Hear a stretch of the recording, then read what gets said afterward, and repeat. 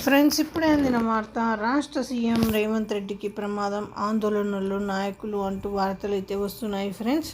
దాని గురించి వీడియో చేయడం అనేది జరుగుతుంది. దయచేసి లైక్ చేసి, షేర్ చేసి, సబ్స్క్రైబ్ అయితే చేసి మాకు సపోర్ట్ అయితే ఇవ్వండి ఫ్రెండ్స్.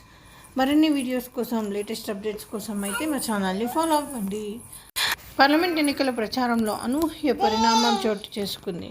ముఖ్యమంత్రి రేవంత్ రెడ్డి పాల్గొన్న సమావేశంలో పెను ప్రమాదం తప్పింది.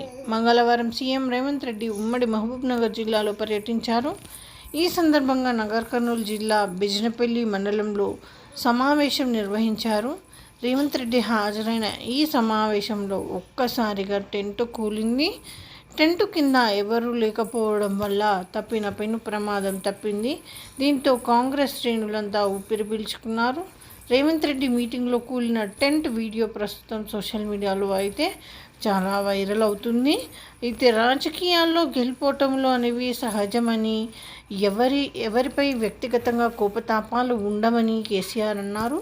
ఇవాళ ఓ టీవీ ఛానల్కు ఇచ్చిన ఇంటర్వ్యూలో ఆయన మాట్లాడుతూ సీఎం రేవంత్ రెడ్డికి తన మీద ఓ విషయంలో కక్ష ఉందని వెల్లడించారు. ఓటుకు నోటు కేసు తప్ప ఆయనకు ప్రత్యేకంగా తనపై ఇంకేం కక్ష ఉంటుందని గులాబీ బాస్ అన్నారు. 2015లో ఓటుకు నోట్లు ముట్టజెప్పి తమ ప్రభుత్వాన్ని ఇరుకును పెట్టేందుకు చంద్రబాబు ఆదేశాలతో రేవంత్ కుట్రలు చేశారని ఆరోపించారు.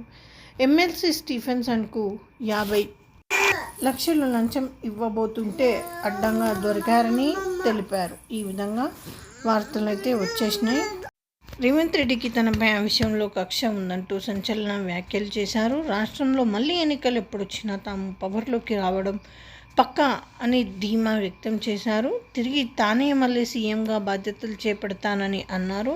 బీఆర్ఎస్ మరోసారి గెలిస్తే 20 ఏళ్ళు అధికారంలో ఉంటామని అన్నారు. రాబోయే లోక్సభ ఎన్నికల్లో కాంగ్రెస్ బీజేపీలను భంగపాటు తప్పదని అన్నారు.